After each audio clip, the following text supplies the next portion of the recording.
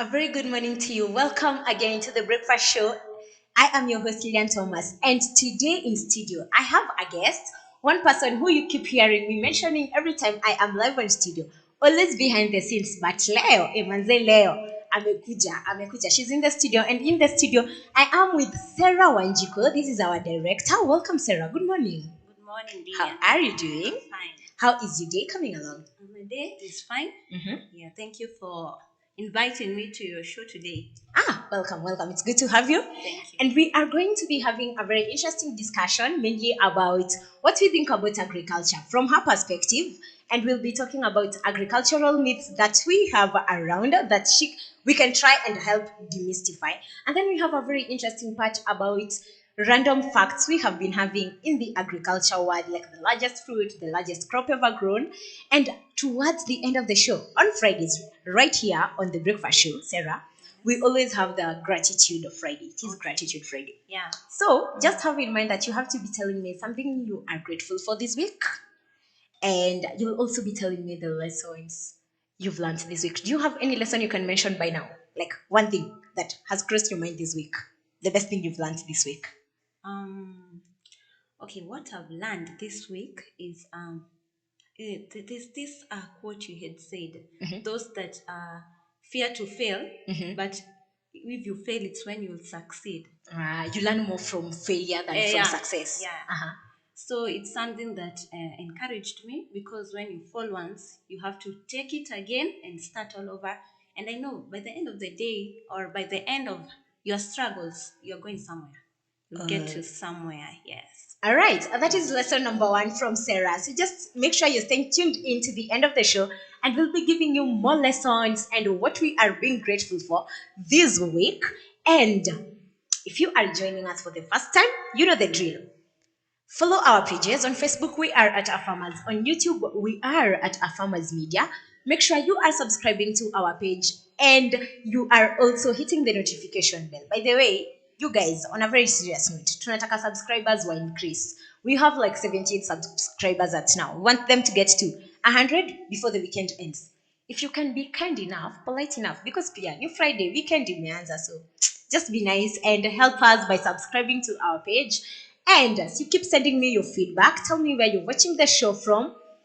Tell me what you think. What are the myths you've heard about agriculture or about farming or livestock production? Anything you've heard concerning the agriculture industry, and we will try and demystify that for you. So you can keep sending me your feedback on Facebook. We are at a farmers. Write your feedback on our comments section. Alafu, we will just be looking at them at the second part of the show. So, Sarah, I want us to get to the discussion today. Yes. I just want to know. Yesterday, I was having a discussion with one of us, Ashley. Yes. And Ashley, she was like, okay, I am doing marketing. I would like to get into agriculture, but not right now. Because she thinks maybe she's too young to be getting into agriculture right now. She doesn't think agriculture maybe is for her age, okay? Yes. She thinks maybe it's something. Actually, this is what she said. I would like to get into farming, but I will get into farming later. Like later on, I would like to have a farm and do agriculture When she's much older. when she's much older. Okay. So, what is your perspective about agriculture? Like generally, what do you think about agriculture? And I would also like to know. Is it something that you think people can do right now? Ama there's an age specific people should be getting into agriculture. Okay, let me first start with agriculture. As you said before, I think yesterday it's the backbone of the economic sector, not only here in the country, but even in the world. So, and I think, that attitude we had, ile ya kitambo, we were saying that agriculture is for these old people. I think nowadays things have changed. Agriculture, it's something that people have already accepted it. Even our young children in school, our fellow small sisters and brothers, it's something that has been introduced in school. So I think nowadays agriculture is for anyone who is interested, and also even for those who are still 50-50, they are not yet sure whether they should actually accept and perceive agriculture. It's something that people should think about because it's not only interesting, but it also helps us because it gives us food. It provides employment for many people. So I think no age limit is supposed that to say agriculture is for these people at the 50s, at the 40s. No, it's for all of us. So you would say Yeah. perception, the perception that Ashley has about doing it much older should have changed by now. Like right now, people would be thinking, I can actually get into agriculture at this age as early as now.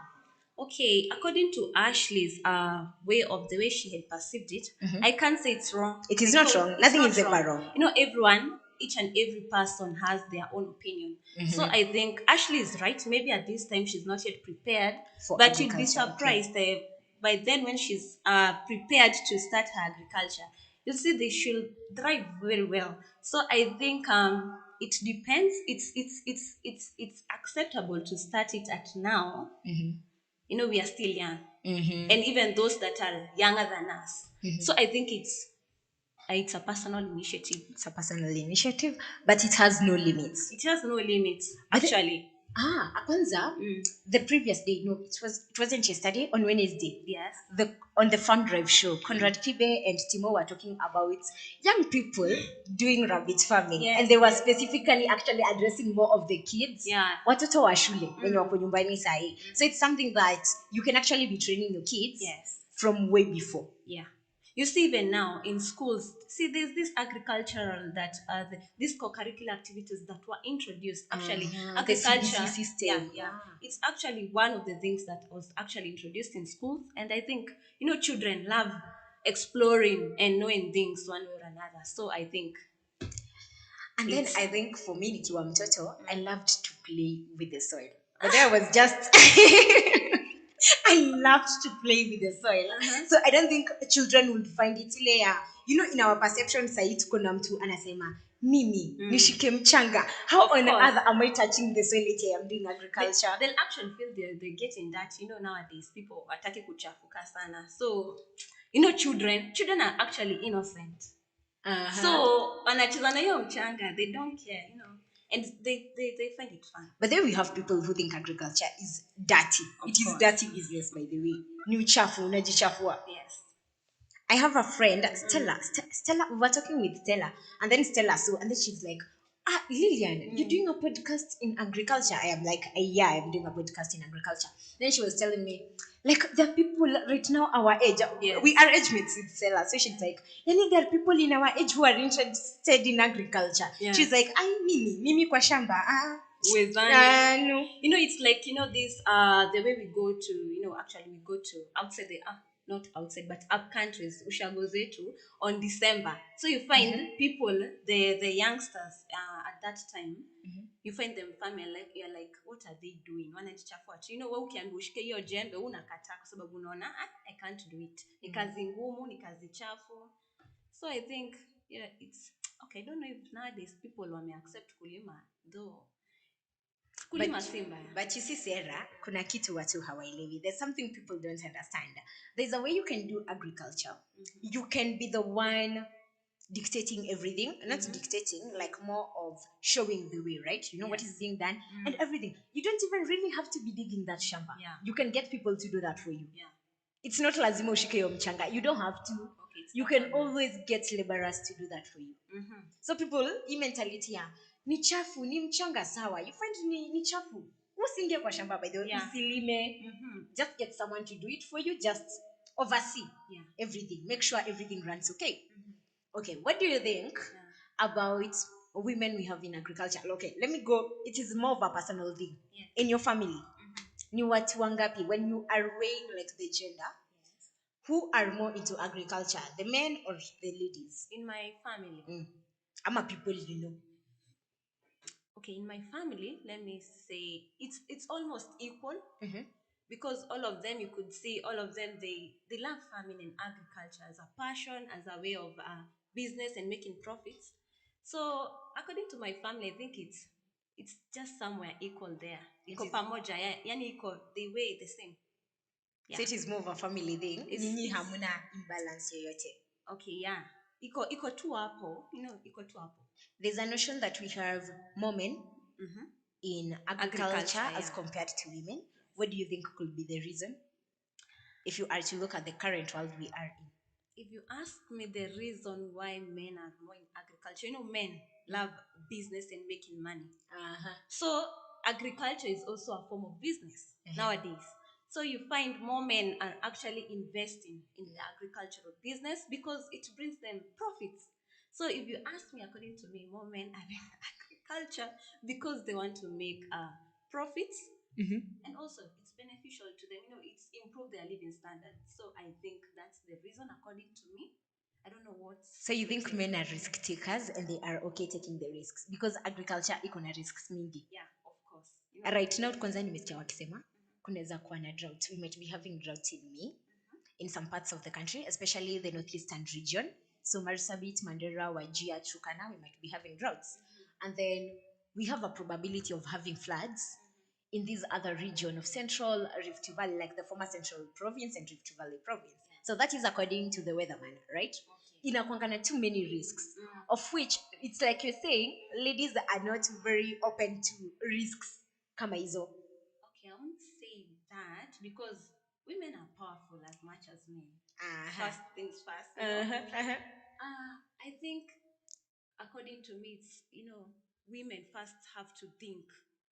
Okay, kienda hivi, what if it goes wrong? So they have to measure also in terms of damages and everything.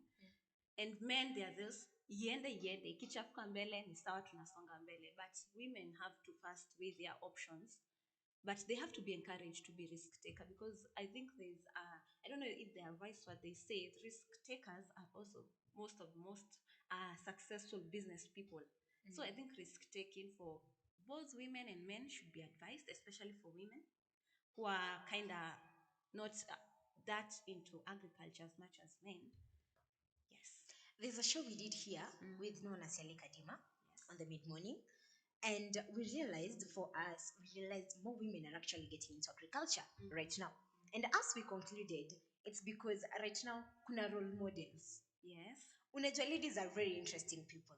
If they find there is another lady who is doing this and she's doing it very well, na ana make it, they are more prone to be actually active in it.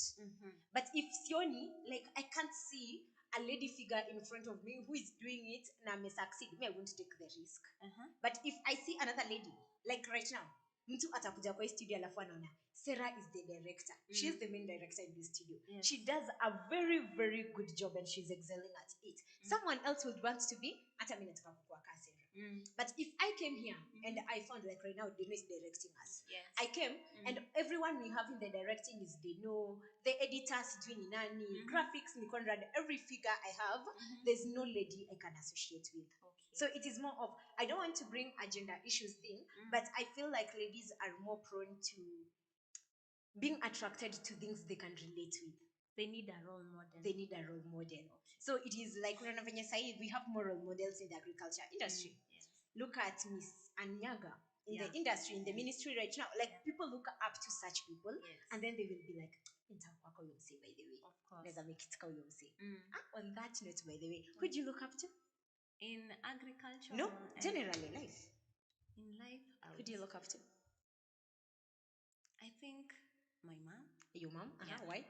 Because she's a strong woman. In terms of challenges, she makes you feel that you can overcome it. The person who stands with you when you're facing the most difficult times in your life, and actually encourages you and tells you there's a way out. So for me, my mom is actually someone I look up to. Okay. Yes. Sawa, umeka hapa. You've been working around the agriculture sector because here we deal with agriculture. Yes. Maybe you've gotten to see a lot of people around. Who would you say you would look up to in terms of agriculture around this place? Guests you've seen, the shows you've seen, the people who you've had in studio, anything. Anyone. Yeah. Even if it's a man. Yeah, it's okay. Okay, for now let me say the person I can look up to in terms of agriculture, I would say is actually Mr. Noah Kadima. Thank you. Yes. Thank you. Personally, for me, I think also it is Noah Kadima. I find it very interesting that Noah actually wasn't in the agriculture industry, has no background in the agriculture industry. Like this guy ni mzee wa IT. Aka huko nyuma na malaptop zake na computer zake afanye Kenya anafaa kufanya. Yes. And then he just came and decided, say, I can try this thing. And then he does it. It fails. Yes. You remember his story about the 75,000 cabbages? Yeah, I remember. It feels like complete. Mimi ningeacha. Actually, hata mimi ningeacha. Unasema nini? Stress. Tunafanya nini hapa by the way? 75 cabbages being stuck with them. You have And, nowhere to and start. I have a career. Yenye niko na papers. Why on other way even stressing myself hapa? Yeah, by the way, kweli. That's You know, I look at now, I am like, so you decided. Uh-huh. But then this is the 14th year, almost turning 15 years in agriculture. Okay. He's doing a very good work. But then Very good Natsune job. Kadima is our mid-morning host, if you didn't know who we are talking about. And he's one person we look up to in terms of agriculture. Doing it very well. Anafundisha mavijana huko Yes, nje. Anatu yes. expose by the way to what happens around. Yeah, true. I think we need more people Like him. yes. Yes. More so in Kenya. Kenya ni bala. We need more people like him in Kenya. It would make much more sense. Yes. At least more youths will be interested in agriculture. We were on the farm, up to around the studio. Yes. Someday na Conrad. Conrad. And then Conrad ako like, by the way, Ibis no anafanya. It makes sense. It is something I will learn and see what I can do with it. And then I'm like, see, Conrad came here from media, plainly media. And then you come, you have this person and agriculture and chopper like nobody's business. Yes. Doing it very well. You'd actually be interested to want to get into it. Okay. Yeah. Yes. So I think the role models we have around are very important. And I think role models are very important to shaping us into getting into the agriculture industry. Yeah. If we don't have role models, hey, Mavijana, you know, there's this thing about the youth. The youth look up to people. Yes. Like in this generation, they look up to a certain celebrity. I would like to do what the celebrity does. Nani dresses like this, so I want to dress like this person. He carries out himself like this, I want to carry out myself like this person. If we had more people in agriculture doing things excellently, we will have actually more youths looking and they're like, I would like to do agriculture like this person. Yes. I would like to excel like this person. And giving even the youth opportunity, just like our boss Noah gives you an opportunity to try new things and you learn very. By the way, Noah leo tumekujengea CV kwa hii Manze. studio. You guys, it's like we are here marketing you. No, Kadima. We are very grateful for the opportunities you give us in this place and for the work you're doing in the agriculture industry. I think you are one person we are shouting out today. So you're doing a very good work. Keep doing the good work that you are doing, which is good. Sasa, now we have talked about Noah. And you know, our topic today is about myths and misconceptions you've had about agriculture. I have told you, Noah never had a background in agriculture. Noah got into farming, right? Do you think farmers are educated or uneducated? Most of the farmers we have around. Because Noah had no background, but he is excelling at what he's doing. Do you think that farmers are educated or uneducated? From the farmers you've seen around, the stories you've had around, what do you think about the farmers we have around? Okay, Lillian, and then you be more specific. At a say currently, with the era we are in 2021 and everything happening around, do you think they are educated or uneducated? Okay, let me start first by saying, in the olden days, farmers, of course, were not educated at that time. It was something out of passion, and also it was their source of livelihood. So you could not get someone at ameenda shule kufanya agriculture. So that is kitambo. That was kitambo. But now we have evolved actually, because now you find that there are these let me call them teaching practices for farmers. They hold the events and the trainings. Like what Noah actually wants to do with the farm at Namanga. And he's actually, establishing a resource center there. It's not actually the first. He has done a couple of trainings. But now he wants to get like more Yeah. officially into it. We have a very stable place to be training farmers. Yes. Good.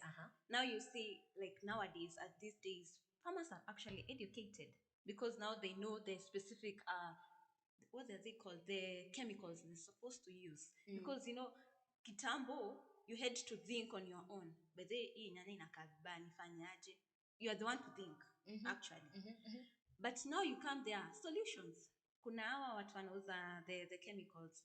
The agro, they're called the what? The agro. Oh, our to agrovets. Yeah. The people in the agrovets. So for me, nowadays, they are educated. Even those that were kitambo now, they are embracing the agricultural education.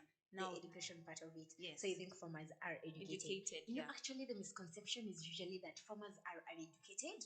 There's this thing about you don't have to go to school to become a farmer. Yes. You don't have to. Yeah, you don't have to. You don't have to. don't But have are you to. sure you'll be doing it the right way without any information? No, you're going to No. miss. You're going to fall. And I think at this some is where we point. say, as much as it is not a formal school, like you didn't go to pursue a degree in agriculture, you didn't go to do a degree in livestock keeping, animal husbandry, at some point you need the information. Yeah, That you need it. information is part of education. When you go for the training, it is education, right? Yes. It is, I don't think you can come, like, if you compare the agriculture that was being done 30, 40 years ago and the agriculture being done right now, it is way too different. Yeah. And it has evolved because people are actually getting more knowledge, more information about it. Because hata Noah tukisema, no one ever went to school to do agriculture. Yes. If you sit down right now with Noah will tell you that he's actually been doing courses online to get information about what he needs to be doing. Yes. He has been doing courses online. So it is not something I wake up and then unakuta kwa farm. Mimi ni yule msee. Nakuja, I will just do this thing na nitaexcel. Si ndio. Unaingia tu Hawezi. bila mpango. Hawezi. You can't need the succeed. information. That's why we keep saying you either get the information, do your research. Unaona hata tukisema do your research. Imagine you are acquiring information. Yes. Do your research. Work with a person who has done this. You know, in guidance is education. It is more of apprenticeship. Yes. Apprenticeship is a form of education. Like this conception, your farmers are uneducated. Kwanza sahi, me mwenyewe, me don't even. I have done a course in agriculture. Right now, we have a lot of people. Hata ukiangalia people we have around, you look at Kina Steve. These are people who have done courses in agriculture. Yes. We have people right now who are doing courses in agriculture. Noah has been trained on soil science by crop nuts. That's what he does when he goes to the field, when he goes to see farmers. Yes. Like, you need this education for you to excel in what you're doing, and for the experts. We need the education, and you can't do anything without the experts. Yeah. Unaweza nikaa mimi ningekuja kwa issue ni decide nafanya kenye nafanya without a director. You will not be able to do it. Exactly. Your education is important, ndio inatusaidia. Education hapa yenye watu wako nayo ya the experts ndio inawasaidia. Unaona hizi developments zote tunafanya in the agriculture industry, it's because these people are educated. Yes. So people in the agriculture industry actually need to be educated for it to make sense. And you remember there's this time tukiwa the small children we want. Tunaambia na wazazi so many. You know, you think it's a joke. But actually now I come to make sense out of it. Just like the way you have said, people should be educated and be serious about it. Kama tungekuwa tunafunzwa actually. So where tungeenda wapi actually? Because unaambiwa somo unaona ni mchezo unakaliwa hapana. So I think watu wakubali tu masomo. I want to drift kidogo. It has reminded me, I saw something on social media. A certain celebrity, I will not mention names. This celebrity came and said, educated people are not making it in life. People who are doing businesses and getting into other these things, actually na watu wako na degree. People who are having papers are not making it in life. Yes. But people who are doing something else that doesn't involve the papers are making it in life. What do you think about that? Okay. So you have said those that have paper are not making it in life. So for him, he was more of trashing people those who are getting education. That you sasa unaenda kufanya hadi degree, unatafuta masters, hadi PhD. What are you doing?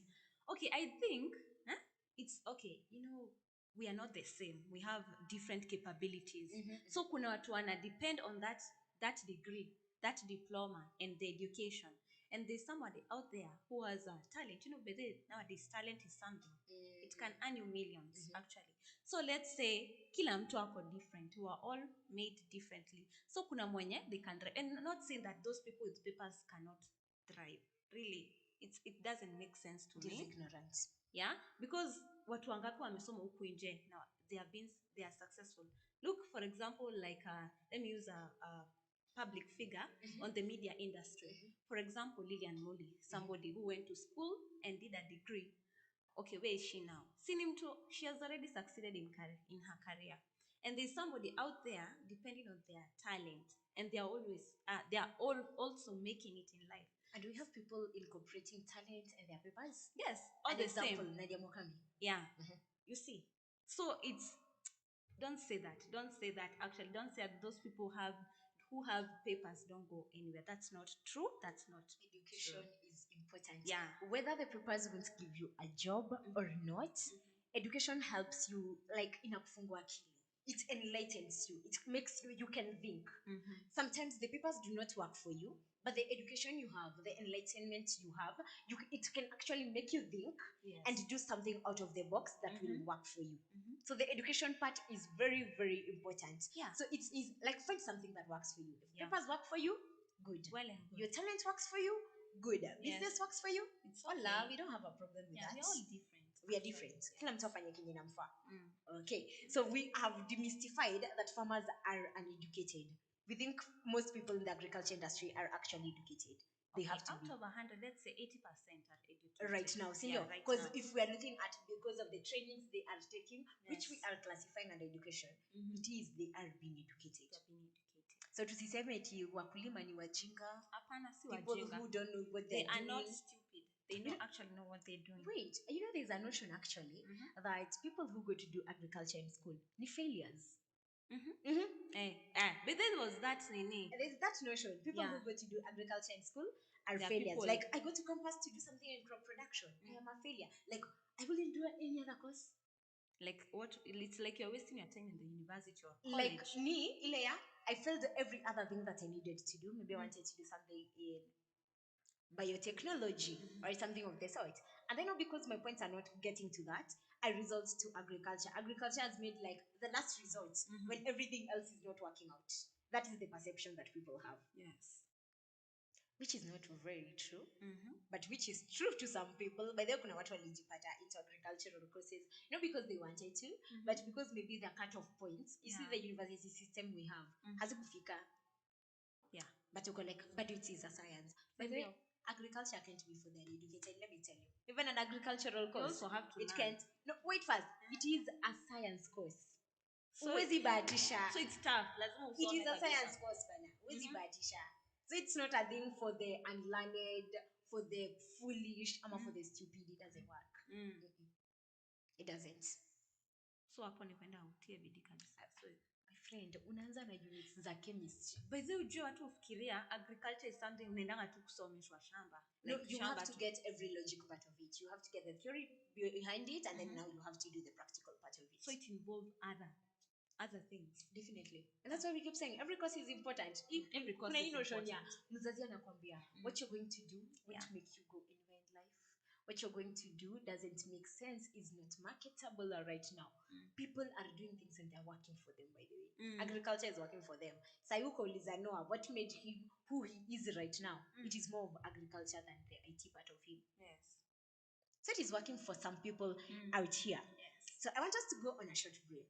And then we come back and look at some more myths that we have in agriculture and try to demystify them. But as we go on a break, you can keep sending us your feedback. On Facebook, we are at Farmers. On YouTube, we are at Farmers Media. Just write your feedback on my comment section. And then it is Gratitude Friday. You can as well let us know what you're being grateful for. Me and Sarah, right here on the studio, we will be telling you what we are grateful for this week at the end of the show. And we will be also telling you what actually have learned, the lessons we've picked this week from our interactions with people, from everything that has been going around. We'll be telling you what we've learned this week, our gratitude for this week. But keep sending me your feedback. On Facebook, we are at Farmers. Write your comments. I'll be sampling that after the break, and tell me where you're watching the show from. And if you have something you wanted to tell me about the week, how it has been, you can as well write it in our comment section. By the way, I don't mind. I'll just be reading them. Sawa. We go on a short break. We'll be back in a few. Don't go anywhere.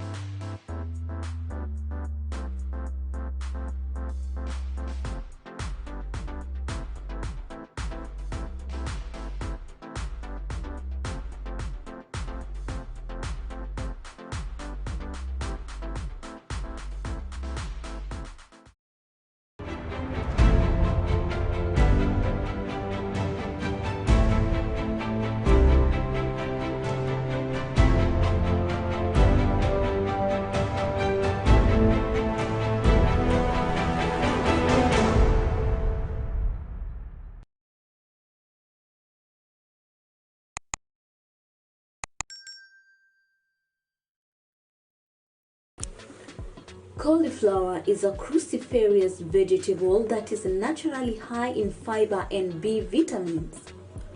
Cauliflowers are annual plants that reach about 0.5 meters and bear large rounded leaves. As desired for food, the terminal cluster forms a firm succulent cud or head that is in form of a cluster of flowers. Cauliflowers do well in fertile well-drained soils that are rich in organic matter. Just like other plants, cauliflowers are also affected by different kinds of pests and diseases which can hinder its growth, including unfavorable climate and growing conditions. The many problems you will see in cauliflowers, and this one just one of them.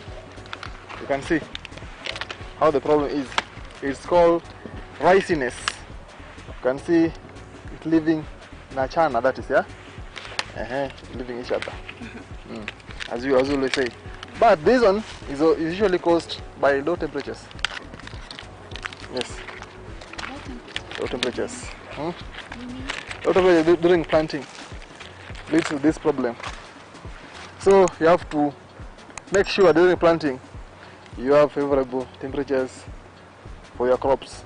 Always talk to your agronomist when you plant, so you can know when to plant what and what works when. Temperature will depend on your area, the area you are in. Because I can't tell you we are in Nyandarua, I want to grow this, and you are in somewhere in in coast, it's too hot. Yes, so that will depend also in your locality. Yes, and also if you are in those climates where it always changes, so you have to know when is the cold season. In cold season you can't do this because of A, B, and C. And if it's too hot, you can't do A, B, and C. So always, that's why I'll just have an agronomist. Will guide you through it. Yes. And also do your market research and know what works where before you grow something as a farmer. Don't just do guesswork.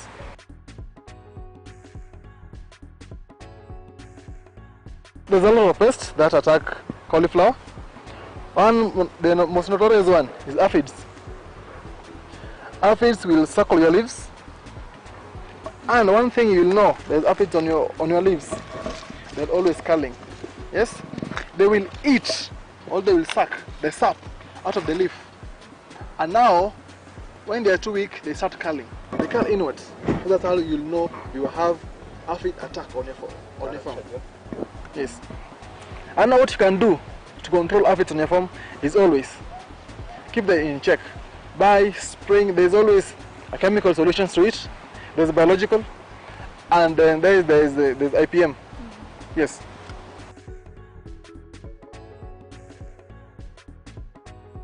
The perfect head, I'll say it looks like this one. Look at this. It's perfectly round, and it doesn't have any spots on it, and it's intact. That's what makes a perfect head, and is a good size, good market size. Not too small, not too big, not overgrown, just perfect. Yes.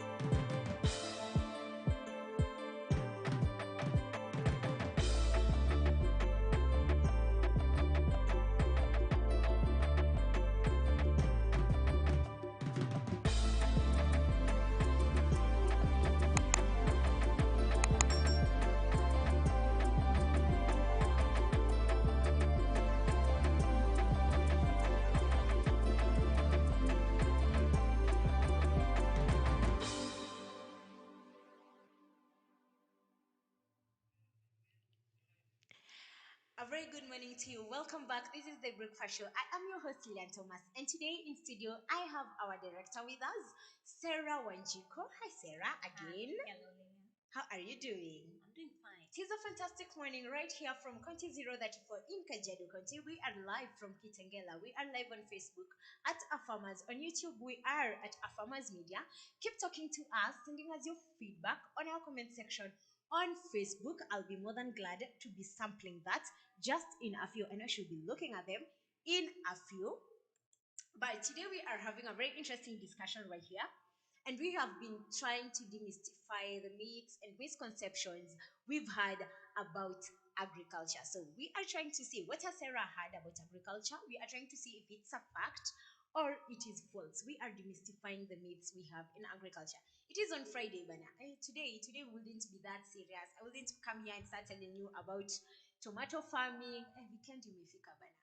We just have to wrap these in a very good way because it is the end of the week. And right here on Fridays on the breakfast show, as usual, it is Gratitude Friday, and I'll be telling you what I'm grateful for. And Sarah will also be doing that as we wrap up the show. And we also said we will always be telling you the lessons we've learned this week, the things that we've picked up this week, because I realized in our day to day interactions, you get to pick a lot during the week. So maybe one way or another, it can help you, it can be beneficial to you, it's something you can borrow from us. We'll be doing that as we wrap up the show. And right now, I just want to take us through the weather as usual.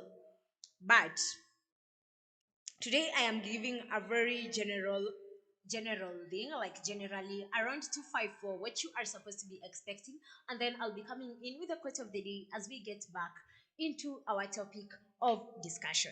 So for the next 5 days, as from today, for the next 5 days, we are expecting rainfall to continue over several parts of the country. However, rainfall amounts are likely to reduce as the forecast period progresses. Isolated storms are likely to occur over some parts of the highlands west of the Rift Valley, the Lake Victoria Basin, the coastal strip, and the highlands east of the Rift Valley. Okay? So you are expecting storms in some of these places: the highlands, west of the Rift Valley, the Lake Victoria Basin, the coastal strip, and the highlands east of the Rift Valley. So just be updated in everything that you are doing. You might expect storms anytime between this period. So make sure you are keeping that in your mind in every activity that you are still doing. So, Sarah, Yes. I have my quote of the day. Okay. And I want you to tell me what you understand by it, and then I will tell you what I was thinking about it. So, our quote of the day, hey, by the way, me, I am a very positive person. Let me just start there. I always find there's too much going on in the world. If you don't become positive, Yes. you will crash. Yeah. So, you have to be very positive. Yeah. And I aim at this thing: just try to make the world a better place for everyone. Be positive, enlighten someone, make someone at least have a good day, an interesting day at the end of it all. Encourage someone. It's very important. So positive vibes on the breakfast show ni lazima. Yes. So our quote today says, all we have is now. All we have is now. You can tell me your interpretation as I do mine, and then we get back to the discussion. All we have is now, like the present moment. It is all we have. I think, according to my understanding, all we have is now is focus on the present. Yeah. Don't focus on the things that happened in the past that will bring bad memories. Actually, focus what you have right now. I love it. I don't know if I'm right. It is right. It is right. There's never a wrong answer right here. There's never a wrong answer. There's never a wrong opinion. Yes. Everything is very right. But I also have this perception of all we have is now. You have the present moment, right? Yes. You never know if you will see tomorrow. You are never assured of tomorrow. Tomorrow might never come. You have to make the best of today. Yes. If you are living each single day, for me, I always say, live it like it's the last day you have on earth. Yes. If tomorrow you don't wake up, what will you be remembered for? What did you do? What did you do? Yes. How did you make people feel? How did you impact people's lives? Like I always say, even the conversations you are having someone, have the conversation. It's like it's the last conversation you are having with this person today. Yes. You are never assured of tomorrow. Ever assured of tomorrow. You might. It might get to tomorrow. You are coming to work, get a car crash, and that's just the end of it. That's the end of you. you are not assured of tomorrow. And then there's this thing about, you see people who are like, I would really like to, especially for people, you see, the way in Kenya we always say, if you are relying on your salary alone, you are most likely going to perish because of Yes. poverty. Yes. So we keep pushing people, try as much as you can, find a side hustle or Do something extra. else, something extra. And someone is like, I will start that when I get to 30. Who told you you will get to 30? No, start as early as now. Who told you you will get to 30? Yes. Ama, you have a passion that you'd really like to pursue. Yes. Maybe you found out you're very good at something, right? Yes. Found out maybe I am good at writing and I would like to pursue writing. And then I'm like, no, maybe it's just not the time. Let me just wait. I will start it next year. Who told you you will see next year? You're never sure. I'm never sure. So let's just live today. Live it well. Live it like excellently. Fullest. To the Na fullest. wapigaji sherehe au sema, Oh, leo no. ni leo. Kinda. Kuna mpigaji sherehe hapo huko chini. Yeah. Najua tu sahii anapiga hesabu ya today is Friday. Today is Hi, hola, hi Conrad. But anyway, live today excellently. Do the best you can do today. Make sure everything you are doing in the present day makes impact. Yes. Makes impact. Do it as if it is your last day you are doing it. I always say, in everything you're doing, give it 100%. Yes. Give it all or nothing. Don't be doubtful. Just Kila kitu unafanya ni full 100. Hakuna hizi vitu nusu. What is 95%? go full speed. Mwisho. Hiyo kabisa. Full. Yes. Ni 100 ama 0. 95%. What is 95%? Like, what do you mean by 95%? At 98%, hiyo 2% umepeleka. What's wrong with you? Where's the other 2%? Like, doesn't make sense. You are either doing something fully, or you're not doing it. If you have decided you are going to be making good use of your talent, 100. Kama si 100, achana na hiyo kitu, acha kutupatia vitu shedi huko nje. It is 100% or nothing at all. So that's our quote of the day. Before you go on, I have a question for you. You've said we should everything that you do, give it your all, 100%. 100. Have you ever reached a point in your life, umefika, you are doubtful? Has it ever happened and you see to the you? moment you start doubting yourself, go back to the drawing board. Okay. Ona shida iko wapi? Where is the problem? Why are you doubting yourself? Is it that maybe it is something you're doing and then you are like, maybe you feel like your skills are not very good enough? Yes. Ama you feel you are going astray along the way? Just go back to the drawing board. Find your motivation to get you back to what you're doing, to get you to 100%. Kama kawaida. If you are not doing it 100%, acha achana nayo. Because if you're doing it 70%, you are giving us something substandard. Yes. You either give us a standard thing or you don't give us anything at all. Because imagine you employ someone. Imagine sasa Noah employs us. Venye ametuemploy hapa. Tukuja hapa tunafanya kila kitu nusu. Amekuemploy directing yako shady 60%. Why on earth does he need you around? Give it 100% ama achana nayo. It's just simply 100% ama achana nayo. So tupeane tu yote. Yote unapeana yote kila kitu full. Yeah. So I just want to look at the feedback we have right here, and then we can get back to our discussion today. So Sarah, do you have a way you can access the feedback? Am I just read it? You can just read as I. Sawa. We have Hesbon Owiti. He is saying he is present. Thank you, Hesbon, for tuning in for the show. We usually do this every single day from 8 o'clock. 8:30 actually, but we might be adjusting that. We'll just let you know so that you can be updated about the new programs and how they'll be going on. And then we have Tony Hillary Tonista. He says, good morning to you, Tony. It's been good having you. By the way, Tony has been watching the shows. I think for the longest time since I started doing the breakfast show like 3 weeks ago. Yes. Tony anakuanga hapa each single morning. Good morning, I am watching the show. I am tuning in from, he says he's tuned in from Arumaje. I don't even know where Arumaje is But at. I've had a couple of times asking him to actually tell us where Arumaje is located. Yes, Tony Hillary, thank you so much for tuning in the show. And then we have our very good friend, Motha Mohammed. He says, awesome, good morning from County 001. Mombasa kukoaje, Motha? How are you doing? It's been long. By the way, jana sikukuona kwa show. But we are great. We are glad that you are watching the show and you are tuned in. And today in studio, I have Sarah Wanjiko. This is our director, Mumemzoya, behind the scenes. Every time unasikianga nikisema Sarah, put up the image. I adore you, Sarah, by the way. Sarah is our director. And today we are demystifying the myths we have in the agriculture industry generally. And we started by talking about how people actually assume that most farmers are uneducated. And we have demystified that. Yes. So I want us to get into something else that people usually talk about a lot. Sarah, have you heard about GMOs?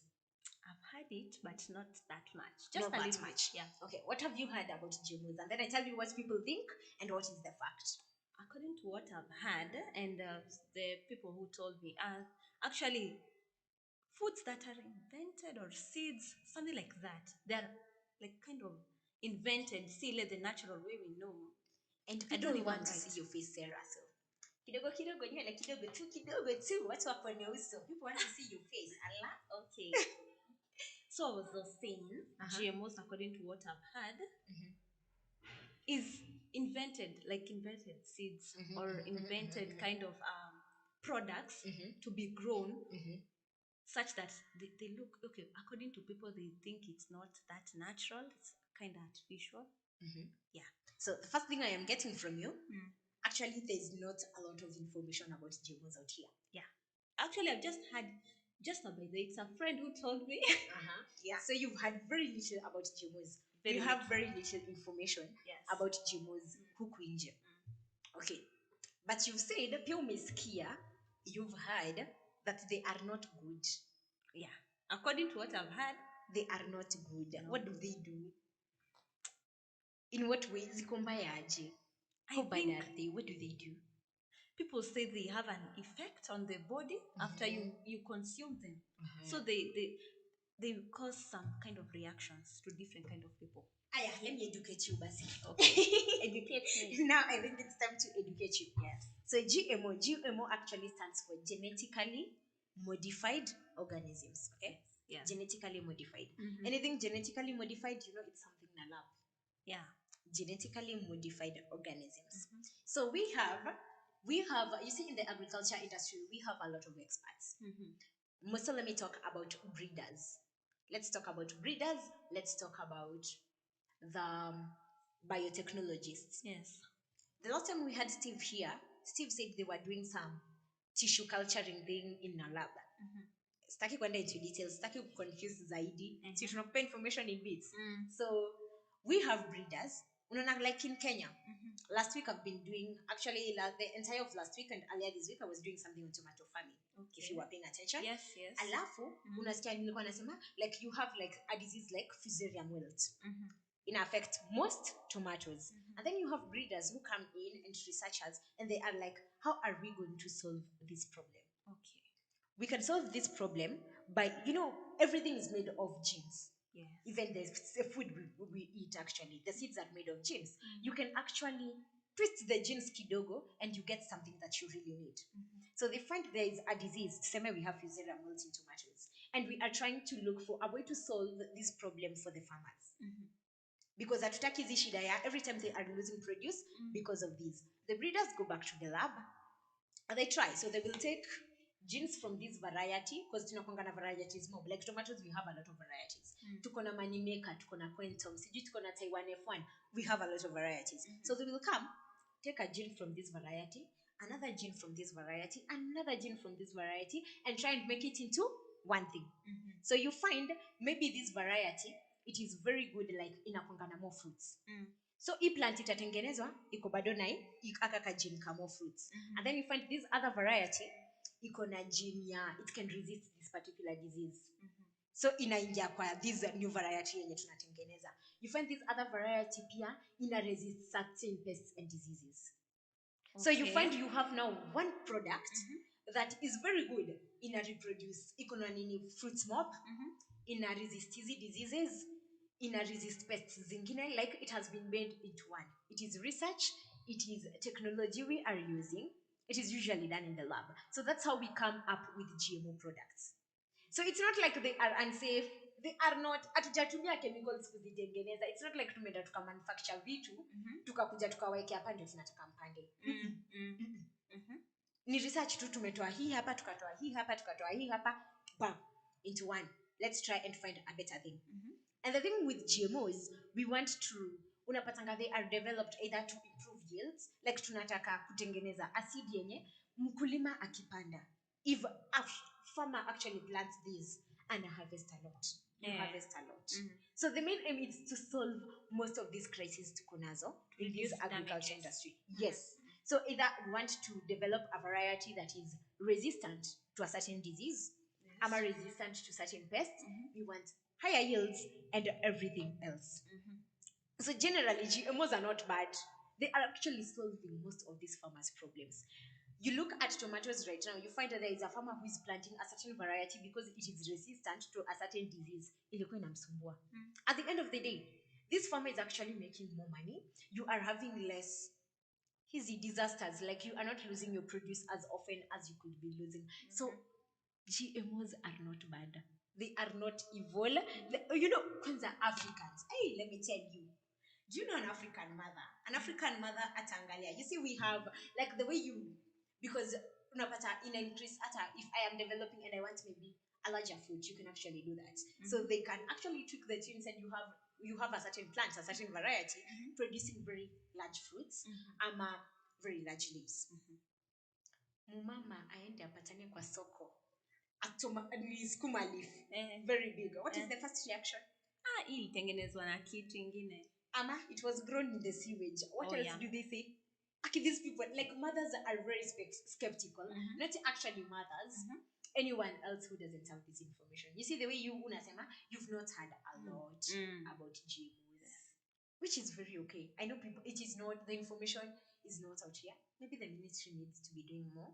Yeah, to educate people and inform people of GMOs, because now people have negative perspective of GMOs actually.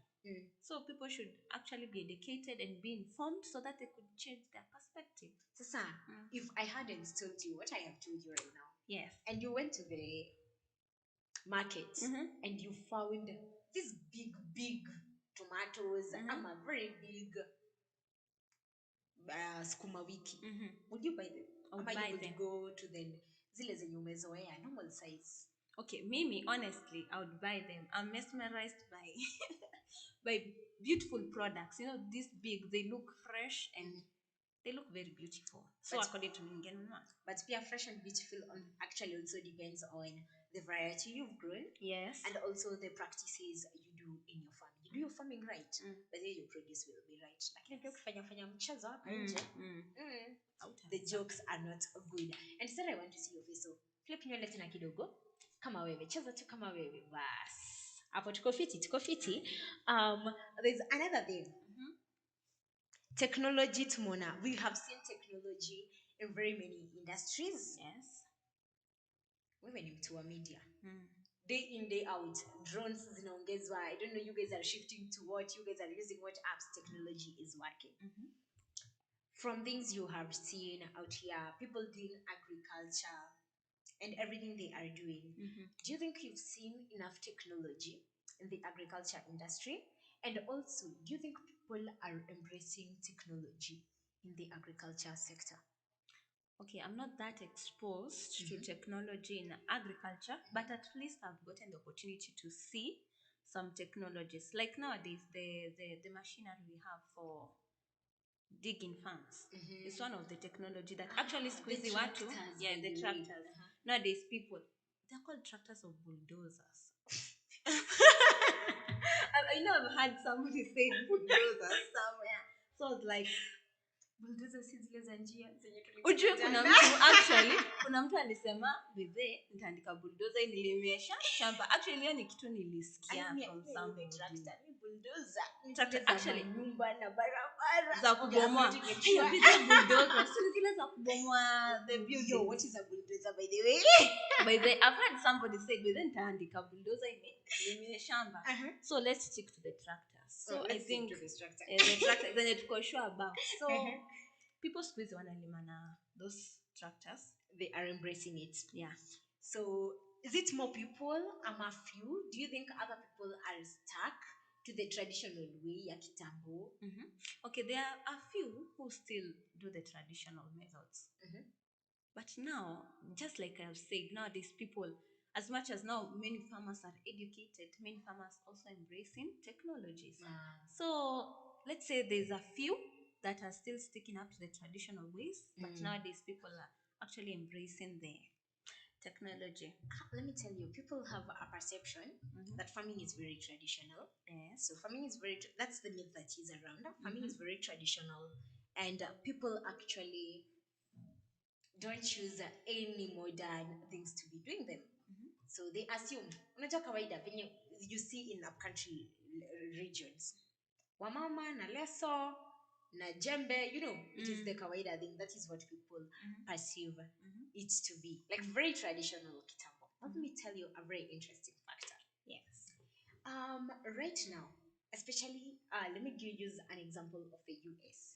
In the US, you actually have a self-driving tractor. It controls itself. Hakuna mtu. Inaingia shamba, inachapa kazi Peke yake. Inamaliza.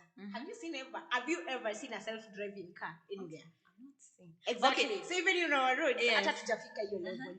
But in the agriculture industry, there are watu wako huko. They have a self-driving tractor. So watu wamepanda ngazi. Everything. Inaingia kwa shamba, inachapa kazi yake, inamaliza. Inalima, inamaliza, inatoka. Just like that. Self-driving doesn't need a farmer, doesn't need a driver to be doing it. Yes. Inafanya kazi yake as it can do. People didn't know about that, but now you know. That is one of the technologies that are actually advancing right now in the agriculture industry, that people are still stuck in. Agriculture is very traditional. It is not very traditional. It is evolving. Yes, actually, it is embracing technology as other industries. Yes. Last week also, when we were having, was it last week or the other week? With Nona Selikadima on a discussion we had here with Steve. And we were talking about how he was telling us about an invention that has come around, that we actually have, is it drones that are actually, he was saying there's a technology whereby machines are being used to record the pests you have in the farm, the diseases, nika drone. Inapita tu juu, it records everything, brings you back the information. Oh, that is a new innovation right now.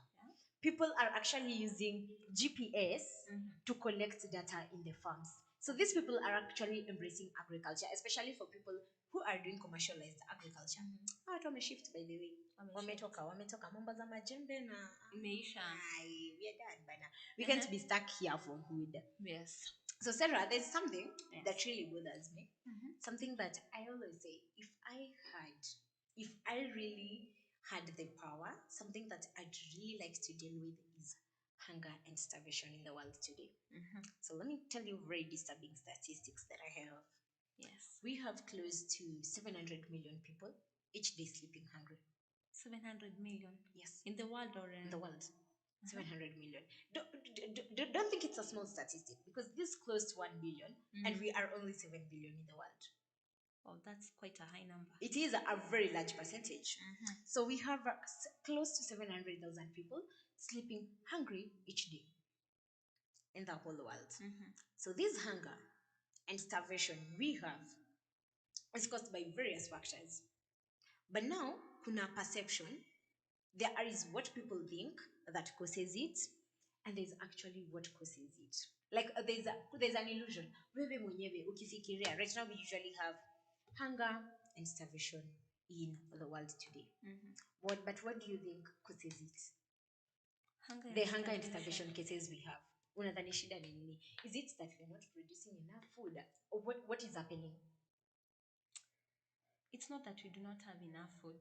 I think it's kind of lack of preparation.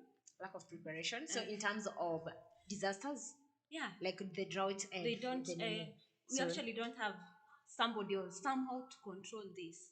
Oh yeah, agriculture, by the way, you can't control most of them, especially for people who are doing rain-fed farming. Yes, you can't control these things.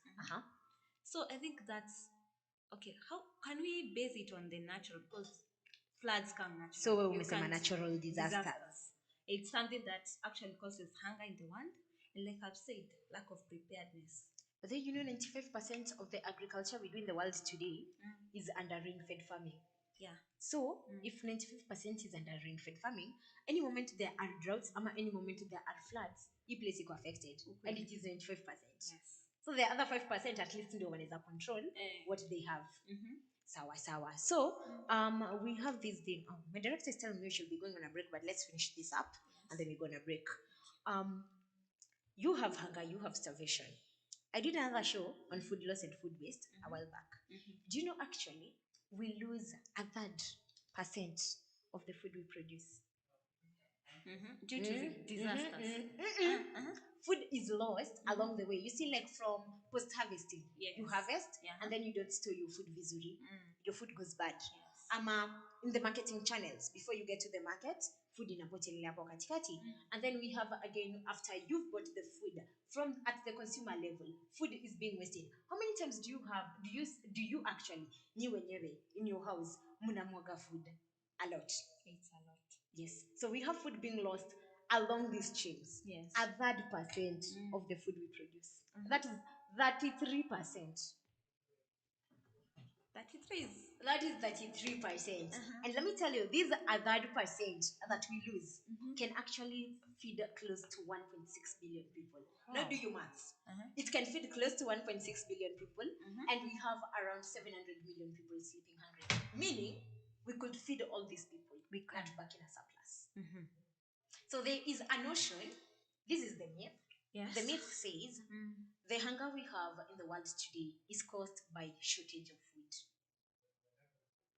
Do you see now it doesn't make sense? Because we assume we have food insecurity. We assume we don't have enough food in the country. But the thing is, we are producing food, but we are losing and wasting food. So it's not like we don't have food. We actually have food. But in the process, we are losing and wasting food. So it's not a matter of us not having food. That's where the problem is. So there's this notion about we are actually having hunger cases because of shortage of food. It is not. I don't think it's true. Actually, now we have other factors playing into mind. We have the thing of food loss and food wastage, okay? We have a thing of poverty levels. So there's food, but people can't afford it. Yeah. Do you understand? We say we have a very large percentage of people who live in less than $1 a day. $1 in 100 bob, Sarah. Kuna familia in a survive in a less than 100 bob in a day. So sad. Now imagine the scenario. What do they eat? Yeah. Wewe nikupe 100 bob leo. Mko kwenu. Unapikia nini au wasi? Hata utaanza asubuhi, breakfast, lunch, supper. What are people eating in that house? You cannot eat much. Actually it's too little. And if you are eating, it means you're skipping meals. Yeah. You have to. Tutengeneze strong tea asubuhi, tununue sukari quarter 30 bob. Yes, strong tea tukunywe na kitu. Inakaa hivyo tulenge hiyo story. Jioni tulenge lunch. Lunch is sort by the way. We are not dealing with your issues. And then jioni sijui kwa ushaishi ghetto. Mimi by the way mimi nimeishi ghetto. I have lived in the ghetto for so long. I can tell you. We have unga ya kupima. As less as 20 to 30 bob. You can go unapimiwa unga. So that's how these families survive. Yes. Wanaenda wananunua hii unga ya kupima. Napitia kwa mama mboga, nachukua mboga ya 15 bob, nachukua kitunguu ya 5 bob. That is 20 plus 30, that is 50. By the way tutakula na nime mafuta ya taya 20. By the way tutakula food kwa hiyo nyumba 70 bob. 70 bob mtakula. Tutakula. But you see, the food we are eating, after the nutritional value is not adding up. Yes. That the food we are eating, nile ya shikilia tumbo kesho urauke. Yeah, just to live to see another day. Actually. I think it's one thing that disturbs me. Hunger and starvation. Wow. Like I always see images of people in Turkana eating dying of hunger and starvation. You actually feel sorry for them. I feel bad. Kabisa. I feel bad. You can see even the children. The children, what makes me feel like I can break down because how they look. I'm sure you've seen those. I've seen the photos that are always put out here. Yani you are just like, oh my God, is this a child or no? Because the bones are actually showing.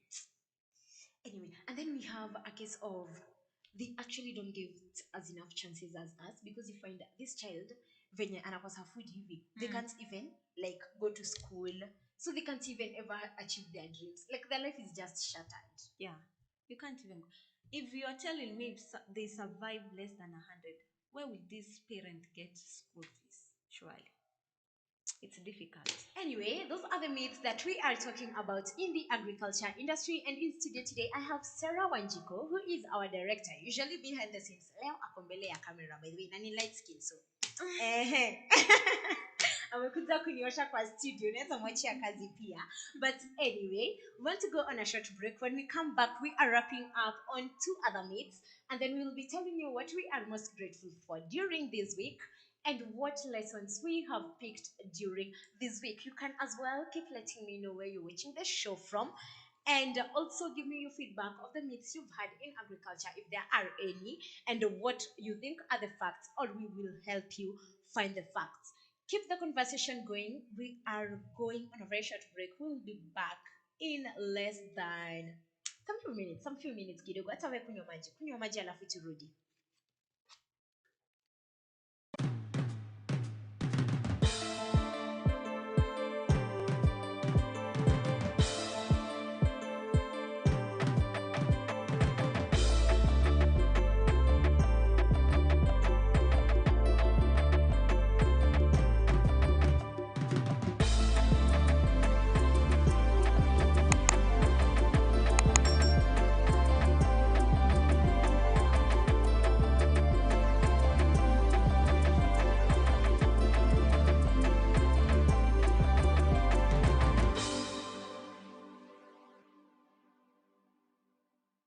Here at the Farmers, we help you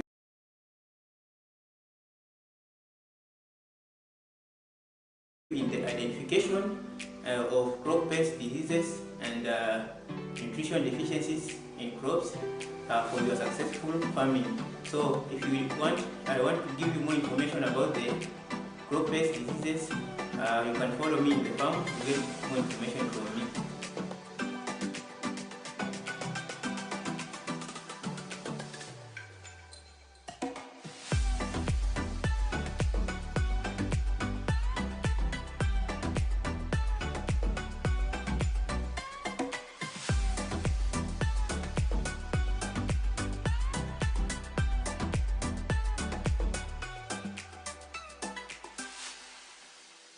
Hi farmers, as you can see here, we are doing cowpeas production, and this is an indigenous crop, vegetable crop. It was there in a traditional era. You can see here, these crops are almost 1.5 weeks, and we have not used anything like manure, fertilizers, and sprays or agrochemicals. We have just watered them, and you can see, as you can see, they are very much healthy. As I have said that these indigenous crops, vegetables, we normally produce them on organic soil, but this crop also it requires different soils, and it grows in various soils, but the best soils where this variety grows, or this type of crop grows, is sand, because the roots will penetrate well without any disturbance, and the crop will be very healthy. The thing that is necessary, is most necessary here, is just water. Watering is essential, and to water, you can water them early in the morning and late in the evening. Why early in the morning and late in the evening? When the sun is not that hot, to reduce the evaporation rate, to ensure that your crop utilizes all water that you are putting in on it, to ensure that you have a dramatic yield per unit area. As you can see here, our bed is very clean, and we normally water every morning and every evening. I can urge farmers to enroll into this business, because cowpeas, it doesn't require those technical skills, management skills, and everything that is technical. There's nothing that is technical there. Farmers that have small scales, they can enroll into this business, because scales or these cowpeas doesn't require a large space, because they can get congested together, and you get a dramatic yield per unit area. that one of congestion together doesn't have any problem because they do well. And as you know that this cowpeas, it is a leguminous crop which and it fixes nitrogen in the soil, so it doesn't require any fertilizers to grow this cowpeas because it fixes nitrogen in the soil and uses it. So I can urge all farmers to enroll into this business. As you have a small farm, don't think that you are thinking for big things which requires to be a plantation. This one you can have almost half an acre and you reap a lot. You can get more salary from this, more income from this as you improve your living standards. So there's nothing like technical skills. I want to assure you that if you start, you will get good things and good yields. Just maintaining good agricultural practices, to follow them all, and you will ensure that your crops are clean, your crops are healthy. When you do the proper sanitation, you will be removing all the weeds which can be host to the growing of pathogens, and also the hosts of these insect pests and diseases. So if you eradicate all shrubs and all obstacles from the farm to remain clean, you'll be able to achieve, and your production, your vegetable production will be successful. So I will urge you all to enroll into this business, and you'll be happy to see your production coming out. Thank you.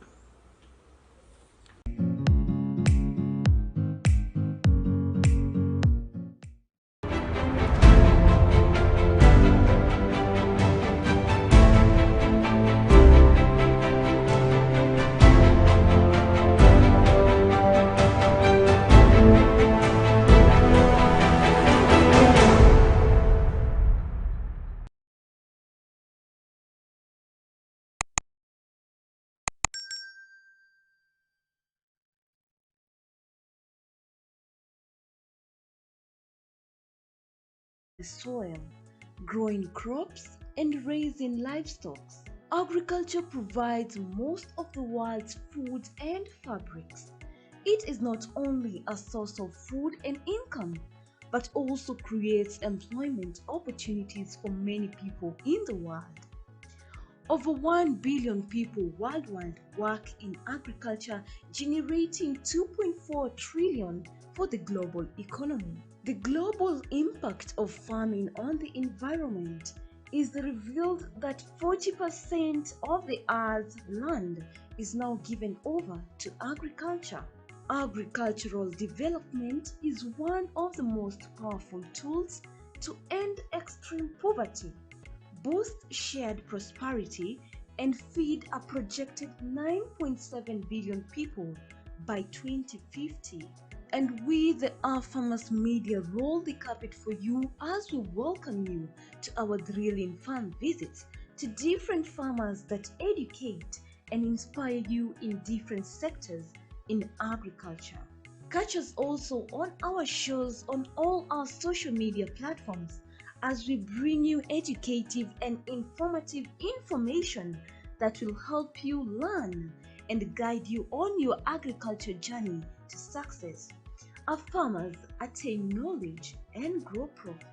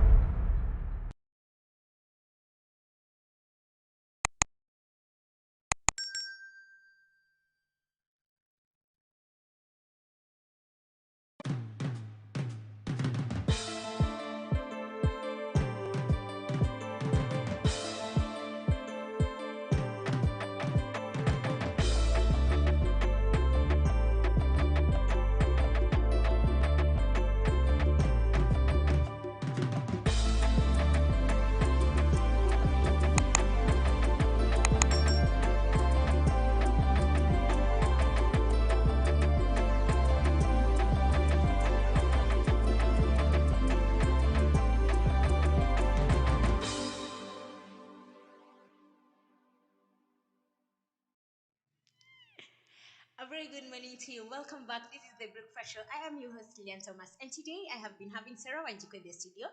Sarah, you can say hi again, by the way, what's Maramob. Just say hi. Hello. Hello. Yes. Welcome to Breakfast Show. Yes? Yes. That's how you do it. Okay. Nikuachie kazi. Naweza kunyang'anya, by the way. We can see kazi squatchy, by the way. Niachie sawa.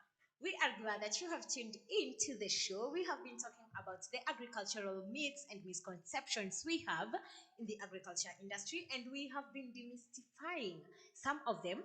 And we are actually wrapping up on this last part of the show. But kama kawaida, on Friday, it is Gratitude Friday, right here on the Breakfast Show. So we will be telling you what we are grateful for, me and Sarah, and we will also be telling you the lessons that we've learned this week. What are the major lessons we've learned this week? And you know what else we have in mind for you? We are going to give you something that you can keep thinking about during the weekend, something to just get you on your weekend mode on what you need to be doing. We'll be doing that for you as we wrap up this show. So, first things first. I go back to the comments, we go back to the discussion, and then we get into what we are grateful for. So I have seen someone else who has joined us just about now. We have Peter Nyateng who says, great. Peter Nyateng, how are you doing? How is vertical farming for you? We are glad that you've joined the show. No Spotian Gabo, by the way.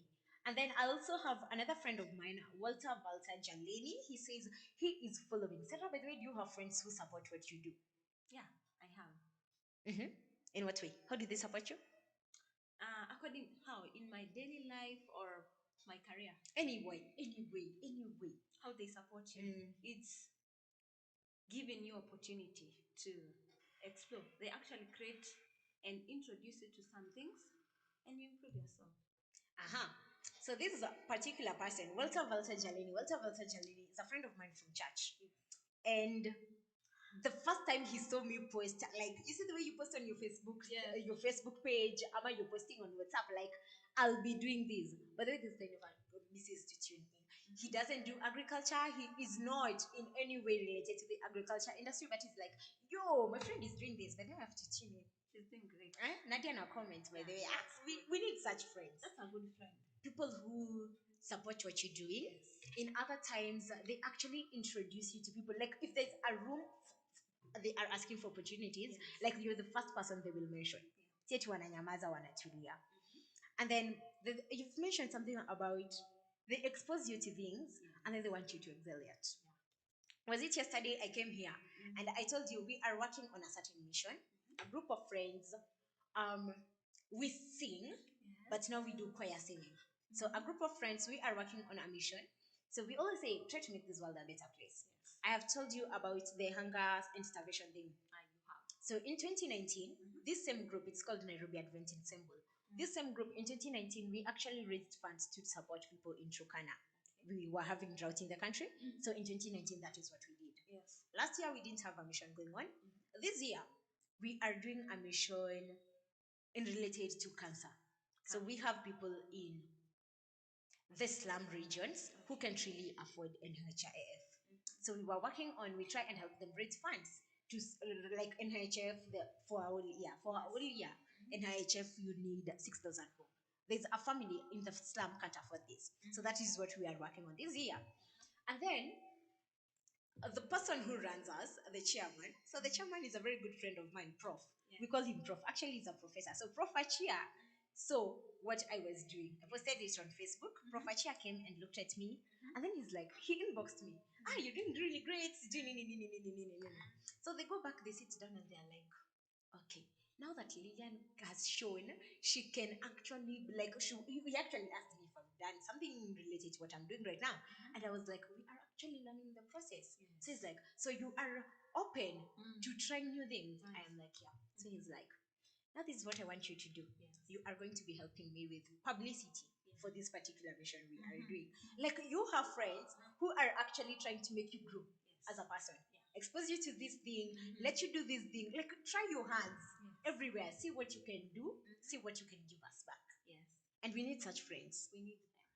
We will be talking about great gratitude and the lessons we've picked this week as we wrap up. But before we get into that, let me just do a little thing, like one little misconception we have and one major myth we have. Yes. So, Sarah, Yes. I don't want you to expose your family or anything, but sawa, in your place, Yes. watu wako na shamba inatoshanaje? What is the size of the farms that people own? Is it big farms ama small farms? Like, what is the size of the shambas that you have in your place? Ama people you know wako na shamba zinatoshanaje? Do people have really big farms ama it's the normal size? Okay, in my family, let me say with my family, it also depends on the location. So there are some places we have we have big farms, and there are some places we have small farms. So it depends on the location. Big, both big and small. Big, we are talking about how big? Let me tell you. One thing I just found out today morning. Yes. An acre of land, 1 acre of land is the same size as a football pitch. And I know you have played football. Yes. So unajua size ya pitch. Yes. Think about it from that angle. So shamba za huko zinatoshanaje? Tuseme kani ndogo sana niyo 1 acre, Niyo 2 1 acres, acre, 3 football acres. pitch hivi. Okay, sijui kwa exact kuangalia, because mimi ni kuangalia, but ukiona ushago kwetu, they actually big. So siwezi sema ati 2 acres exactly, because hata mimi sijui how big they are. But see, big layer. Like, you see, me, I know. I have gone to my aunt's place somewhere in Kisii. If I stand on this end of the shamba, I can't see the other end. You can't see the other end. And that's their shamba. You can't see the other end of the shamba. Okay. I have been to Kericho, specifically Finleys. Finleys, there's a pathway, hapo katikati. This is a road, and then there's the shamba on this side and shamba on this side. If you look towards the other side, you can see the end part. You look towards this side, huoni mwisho. Yes. Those are really, really big farms. Yes. And people, the perception we have, if I get into farming, I should be having a very big shamba. No. If I am starting. Like, generally, people say, if I am doing agriculture, you should have a big farm. I should be doing it big. Like a large scale, big. Yes. And look at the situation we have right now. The people with the big farms and the people with the small farms. Ni wagani wameja? Who are the most? When you are major, I think it's small farms. The small farms. Yes. Right? The small farms. Yeah. So meaning, the notion is small farms are not important. They are not as effective for our agricultural production. So we'd rather work with large plantations, with larger farms. That is the notion. But look at the situation on the ground. By the way, kwa ground it's very different. Kwa ground, ukikuja kwa ground, ukawaipata mtu akona close to 100 acres. Hey, we have make it. Okay. No, I think is the person we can say right now has almost 100 acres. The Namanga farm. But most people have kufikangi huko. Bado hajafika. Hakuna. People are owning 2 to 10 acres. Na inawapatia bado the produce they need. Sindio. And the most of the food that is actually produced comes from these small farms. Because they are the majority. If we are to take a larger percentage, to say maybe our small farms are what produce food, we don't have food. How many people own big shambas? Not very many. Kwanza sai shamba ni expensive. Nakwambia. Kwanza sai, I don't know. Right now kitengela shamba ni how much? Okay, ukipata like an acre ni estimate 3 million to 5 million. Sasa wewe niambie. This kijana who has come from school. Yes. Anatoa P3M ya kununua shamba. Haizipata unless shamba za kuinherit ziko. Lakini pia kuna option. Hiyo option nyingine.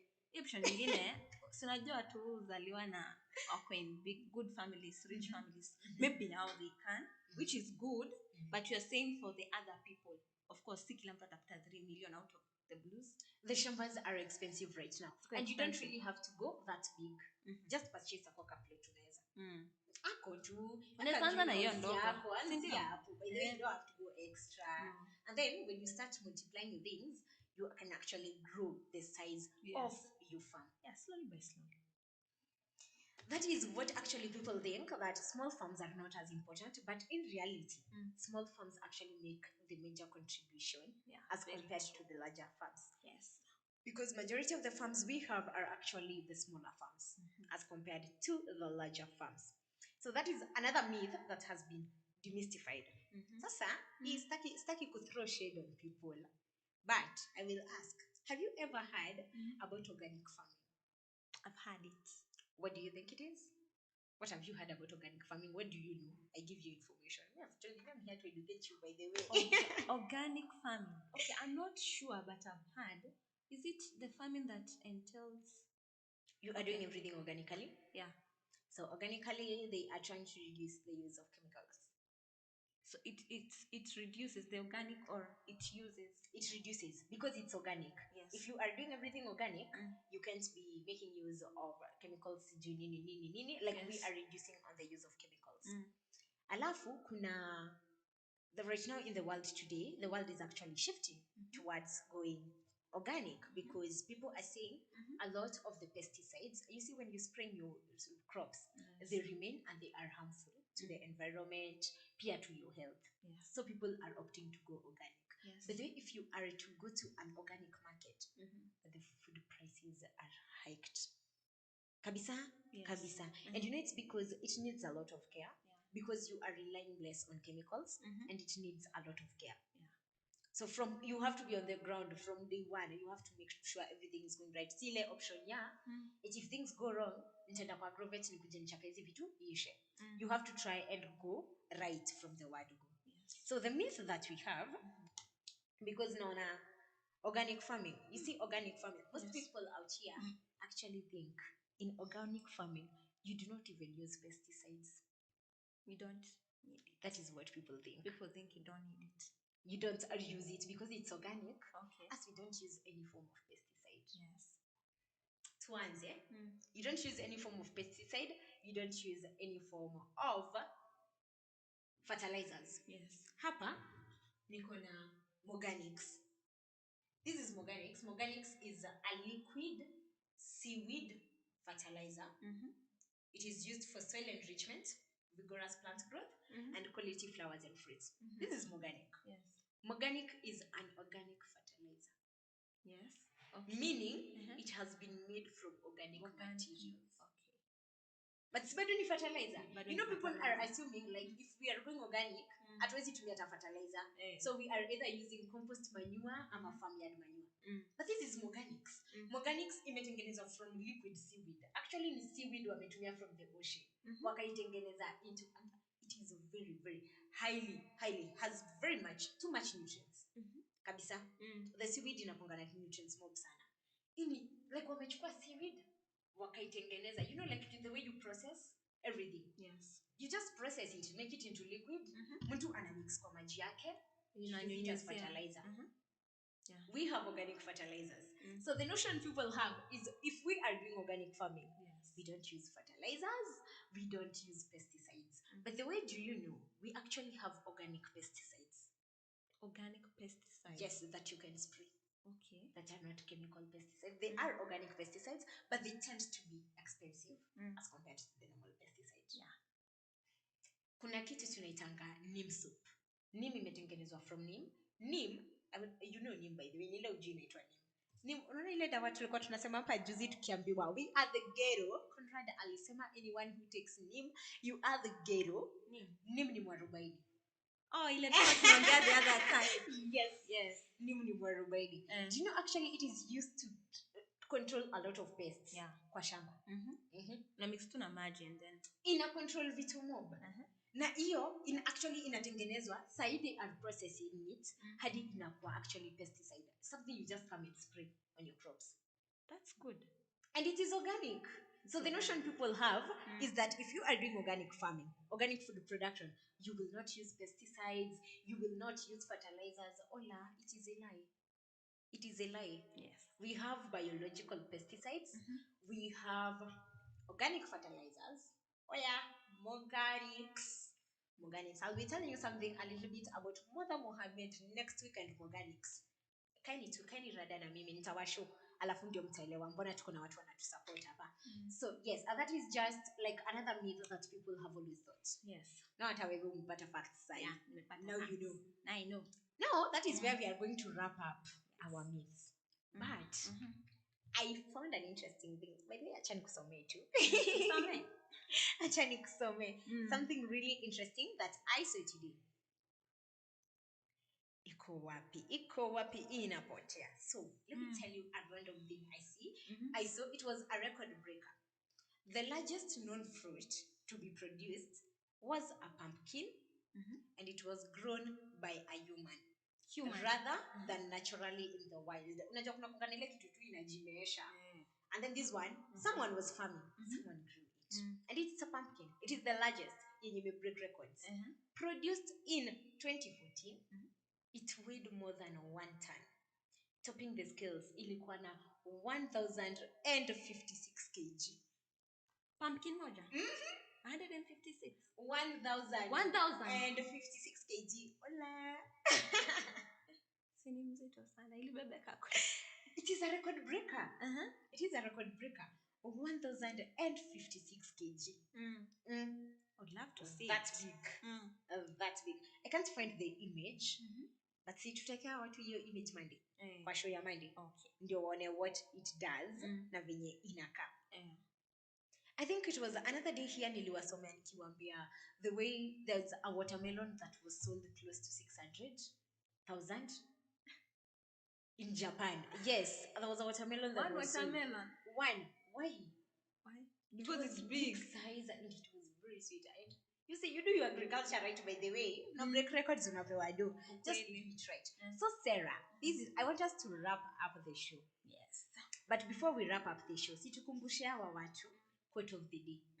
Quote of the day leo inasema all we have is now.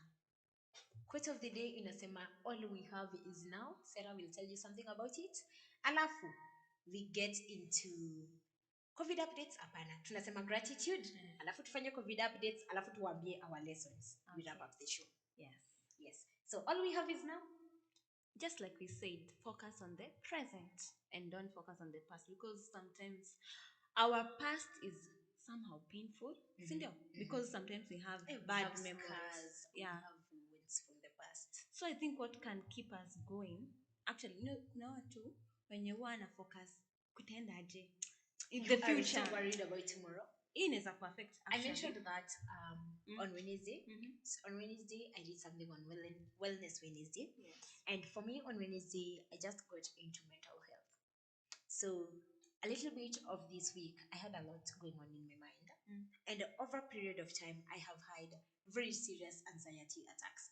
Very serious, by the way. And it really distracts me in everything I am doing when I have anxiety attacks. So from the start of the week, you find I am a little bit off. My mood is just on another level. If I am not careful, my productivity is actually hindered because I am thinking, kai sasa kutakuaje? Kai sasa sijui nini? Kai sasa sijui nini? You are constantly worried. And I think I was telling people what they need to be doing. Like learn to live a day at a time. I think it's something I really struggle with. And there's a person I really like, anakuanga na hiyo notion. The Farm Drive show host, Conrad Kibi. Conrad Kibi anakuambianga, ai manze leo ni leo. Just tuishi leo, kesho itajisort. Learn to live a single day at a time.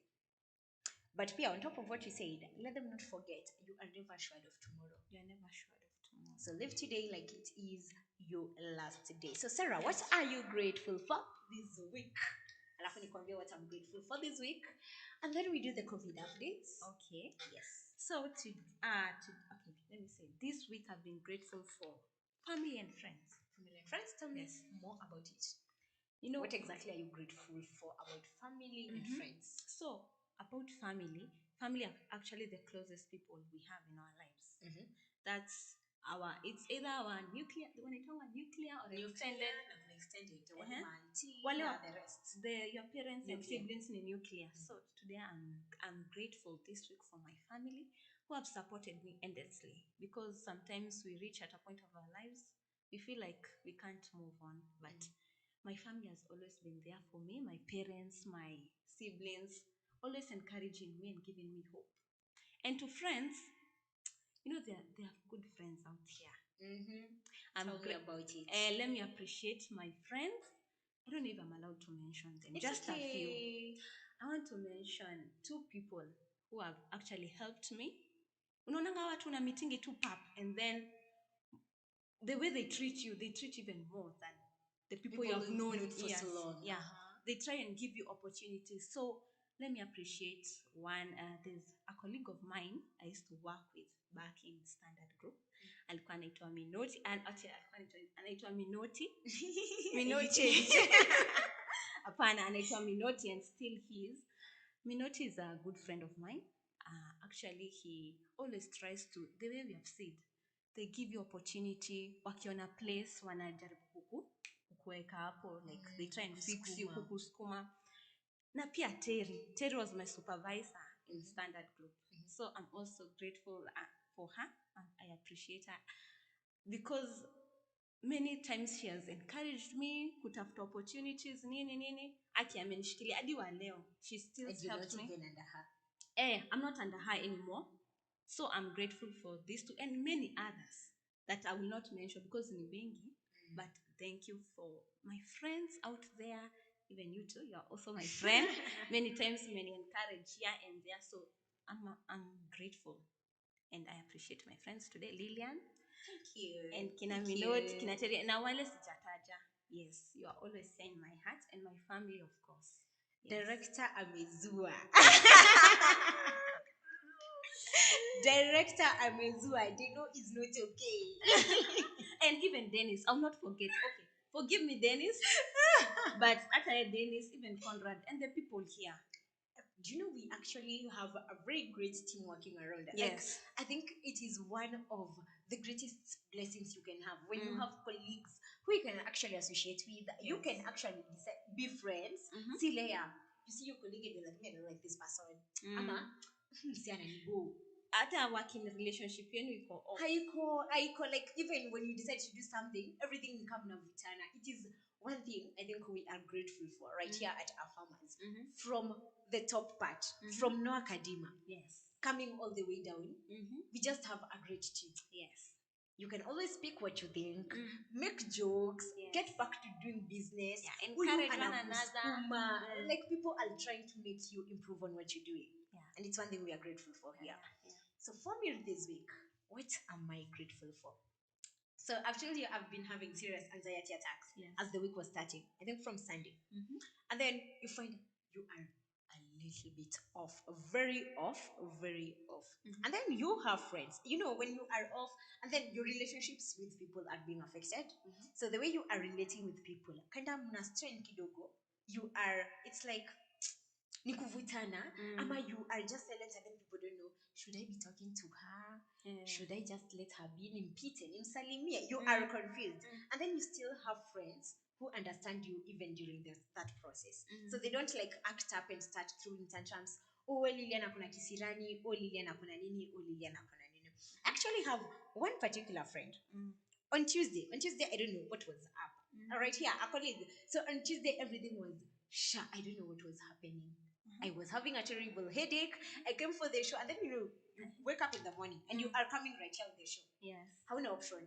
Ukiingia kwa studio. The moment you get into the studio, bana flip. Umeamka na kisirani, that is your own problem. We don't care. Flip, ingia, smile. Welcome to the breakfast show.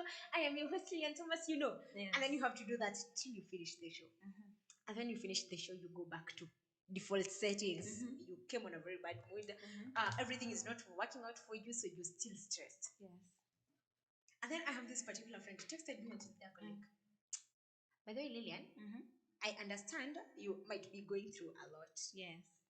And it is okay. Whatever you do this week, I will understand you for it. Yes. I will not make any big issue about it. We are good. How often do you find such people? Very few. Very few.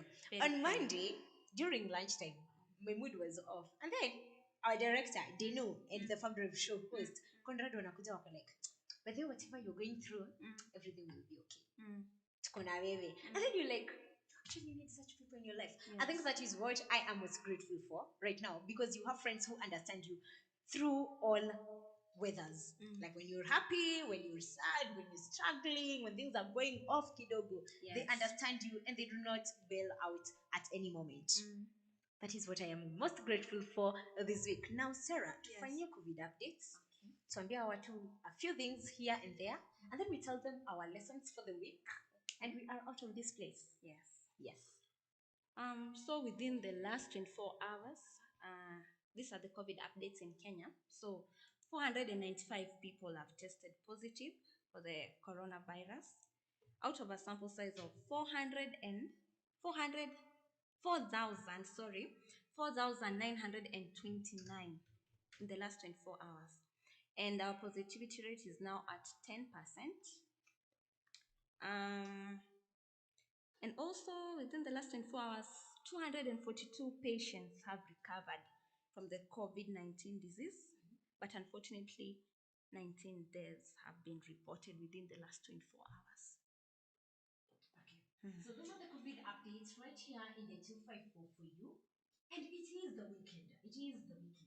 Weekend ranja. Kuna wapigaji sherehe. Sitaki kumention majina ya watu wengine hapa studio. Kuna wapigaji sherehe huku nje. Leo wanaenda kupiga sherehe like nobody's business. So, it is the weekend for us, and as you know, it's weekend. What wanaenda out? People are meeting up with their friends and with their families, and sometimes people might forget and become reckless. Yes. Kose kuvaa mask, you don't wash your hands, you don't keep social distance. The drill is the same. We are here because we have been keeping all these measures. If not, hatungekuwa hapa leo. The drill: put on your mask every time you are out in a public place. It covers your mouth and your nose. Yes. Wash your hands as regularly as you can, and you wash your hands for 20 seconds. Or rather, sanitize. Pia, keep social distance. Keep social distance 1.5 meters, very advisable whenever you are out here in the public, because the positivity rate is still high. We really need to reduce this. But then, Sarah, you know me, I'm bothered because I have friends immediately the way, especially with that we've been having in the country, it's kicked in, hana job. Then you know your friend is calling you, hey manze Lilian nalala njaa. She sought me out today. It is a troubling thing. Like, we want people to get back to their normal lives. I don't know if we'll ever go back to normal. There's a lady I really listen to a lot that I really like listening to. Caroline Mutoka said, this is our new normal. We should just adopt to this. We are not going back to how it was. It is our new normal. Yes. But as much as it is our new normal, we still want people in these industries to go back to work. Watu wa entertainment, wasanii sai hawezi perform. Watu wa hotel, tourism. These people are struggling. Actually, they are affected. Oh, especially hotels and tourism. These people are not making a living out here. They are struggling. Na Nairobi ni shamba la mawe. The way, to survive in Nairobi. Bala. Ukisikia mtu amekataa kumove out kutoka kwao na kwa dhate, si kwa ubaya by the way. Hatuna shida, hatuna ubaya. Ni venye maisha iko. Ni venye maisha iko. So Sarah, tell me your lesson for this week. What you've learned this week. What lesson you're taking home from everything that has been occurring during the week. And then I'll be telling you mine. Alafu si tutapatia watu a little weekend do, something they need to be going on with the home for the weekend. So you start with your lesson and then I'll come in with mine. Okay, so my lesson for this week, and actually not even for this week, actually it's like my entire life. It's the way you said, actually. Caribbean mic. The lesson for this week, or my entire life, what I've always learned is to be kind. Lilian, you have always said that we should be kind. Ini kitu umerudia mara mob. And being kind is actually a good virtue. Helping somebody in need is something very important, because when you help somebody, trust me, that day when you'll be in need of help, somebody else will help you. There's a song I sang nikiwa mtoto, by the way sauti yangu ya kuimba ni mbaya, but it was, love is something, if you give it away, you give it away, you give it away. Love is something, if you give it away, it comes back right to you. Like everything you do always comes back. Yes. You give love, you get love back. You give joy, you get joy back. You be kind, you get kindness back. Yes. The universe has a funny way of operating. Yeah. There's this notion, people who believe in the universe and the rest of the things, they always say the universe gives back what you feed it with. You give it positivity, it gives you back positivity. You are negative, it gives you negativity full time. Full time. Like everything when I pair, it reflects back. Yes. So the thing of being kind, very important. There's something I said, was it on Wednesday? On Wednesday as I was coming to work, I mentioned it towards the end of the show.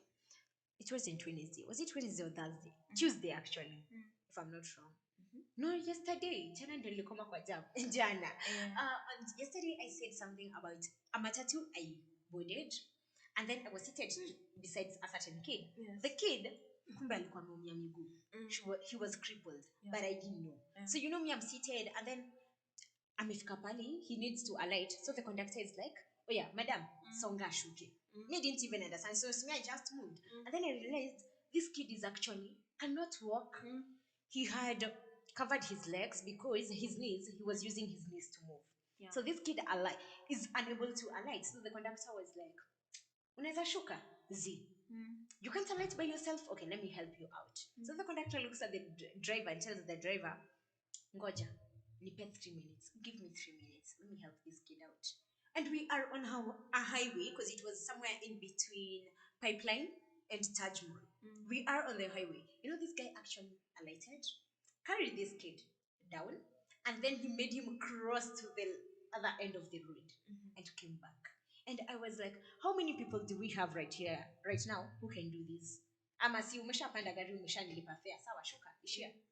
Wenda. Well, jisaidie venye utatoka. Exactly. Like being kind is very important. And then, you know, people are in a rush, they are going to work. Yes. But that did not stop this person from not helping this guy. That's very... And I think for me, actually, it was one thing I wanted to say was my biggest lesson for this week about kindness. And for me, it was nothing should hinder you from being kind. It's not that I am in a rush, so now I can't help, I can't be kind. There's nothing hindering you from being kind. And then the other lesson that I took this week, learn to be very careful with whatever you say. Whatever you say, learn to be very careful with whatever you say. How you phrase what you say, the tone you use. Communication is very important. The tone you use, look at who you're speaking to. Who are you speaking to? Some people are very fragile. You say something and you think it's on a light note. It gets to the bottom of them. Kabisa, inamwangusha, kabisa. Like you have to be very careful with whatever you say. It is one thing, sometimes we never think before we say a thing. You know, you just, something crosses your mind, you're like, but there is a I just say something, and at some point, I don't know what effect it has on you. And one thing I will say, the tongue is very powerful. Very powerful. A very small thing, but very powerful. You say something, and it might destroy someone for an entire lifetime. You've had people who are believed they were failures because maybe their parents kept telling them they're failures. The tongue is very powerful. So what you say really matters. And I always say, if you have nothing important to say, you have nothing good to say, shut up. Yes. Shut up. Like you don't have to be speaking. No, you don't have to. If you have nothing good to say, shut up. Just keep quiet. I am on a very honest note, just keep quiet. Because whatever you say matters. And if it's not good and it is not important, hakuna haja. These nonsensical conversations we have are not important at all. So earlier this week, I said something to someone, and for me, it was on a light note. On the other end, maybe it took a toll on them. And then I realized it was training even how we were relating. And then I realized you have to be very careful with what you're saying. What you're saying, how are you saying it? And pia ukinotice umekosea mtu, sema pole, ishe tu. Apologies, they come easy. Just say sorry, go your way. Don't strain for relationships. But the thing that I have noticed a lot, take a pause before you speak. Before you speak, take a pause. Take a pause, think about what you want to say. Will it impact the other person? Itamjenga ama imjengi? Is it helping him grow in one way or another? No. Yes. Will it destroy the other person? Okay. If it is not, sawa, you can say it. If it's going to destroy the other person, nyamaza, tulia tu, opinions JK ni sawa, haina shida. Hivyo tu. But you have to be very careful with whatever you are saying out here. Words are very powerful. Some people are not the same. Some people are very fragile. Whatever you say might take a toll on them. It might affect them in one way or another. And if you're not helping someone develop, you're not spreading positive vibes, you are being very negative, and everything you realize you're saying doesn't impact anyone. It's okay to keep quiet. It doesn't make you any less of a person. It is very alright. And if you ever say anything and you notice it has gone overboard, ama someone has not taken it lightly, don't again try to justify it. Unajua kuna wale watu wa ai, lakini silikuwa na light note, ai mbona sa umejam, why are you making it a big deal? No, there's nothing like a big deal. We are not the same. Someone has taken it seriously, say sorry, go your way. And next time, be careful. Communication is a thing you have to learn, because we communicate with people each single day. So communication is very, very important. Make sure you are doing it rightly. Nimegeuka motivational speaker ma. So yes, as we are wrapping up, the last thing we will be saying. So I had something to close the weekend. Now what? So for me, it is the weekend do's. Weekend do's. That is what you're going to be thinking about during the weekend, and that is what you should be having in mind. So for this, it is one of the greatest people we ever had in this world, Mahatma Gandhi. Mahatma Gandhi says, "Be the change you want to see in the world. Be the change you want to see in the world." Kuna kitu cha kusema? Be the change You want to see in the world. I think it's quite clear. Just saying, if you notice something in the world that needs to be changed, be the first to change it. Perfect. Hakuna mtu amesema perfectly, like as she has done, very brief and very straight to the point. Be the change you want to see in the world. You see a crisis somewhere and you think you can help, like you think it should be done better. So you start, initiate that. Initiate it. Initiate the process. Initiate that conversation. If it's a conversation that will drive people to doing things, hola, so you just do that for this weekend. Be the change you want to see. You want to see less of needy people? New weekend banner. You can help the needy people we have out here. As from next week, you'll be catching me on the mid-morning show with Noana Seli Kadima. Make sure you are joining me for that. And then you'll be joining also the breakfast show host. And it's going to be a very interesting and great conversations. But as for now, make sure you are joining Conrad Kibe for the farm drive at 3 p.m. to 5 p.m. And if you missed any of our shows during the week, weekend is here with us. You can always go back, replay them. We have them on our Facebook page at Our Farmers, on YouTube at Our Farmers Media. They are uploaded. Leave us your feedback. We will be looking at them during the weekend. We will address them. Everyone, we always, like, if you have an issue, we always sort it out. Araka raka. We reply to your text messages, all your questions. Just make sure you are communicating with us even as the weekend starts. Sarah, thank you so much for joining me. Thank you too. It has For been an hosting. interesting conversation. We might do this again next time. Yeah. Next week, sindio? Yes. Hapo on Fridays, most probably Fridays tutakwanga mimi na Sarah kwenye show tunachapa kitu yetu vile tunafanyanga hii maneno. But that is it for us from a farmer's breakfast show. As you go out there, as I always say over and over again, be kind. Be kind, be kind. You don't know what people are struggling with. You don't know the battles people are battling with. Be kind, and if you have an opportunity to help anyone, just help. Your blessings will come someday, sometime. They might not be today, but they will come someday, sometime. Be a fantastic person. Do amazing things, and you are an achiever. Don't forget that. Until Monday, have a great weekend. Take care of yourself. Be safe, and make sure you are planning yourself for the next week. Nani holiday kesho into 5-4. Make sure you are staying safe. Kabisa kabisa. Sawa sawa? Yes, that is alright. Until next week on Monday, it is a goodbye from me here in the studio and Sarah. Sarah, wambia watu wako bye bye tumalize hii kitu. Thank you so much for joining us. Thank you for all your support. Thank you so much. Until another Friday. Yes. Sawa sawa. It's Goodbye. goodbye from us on the breakfast show. Have a fantastic day.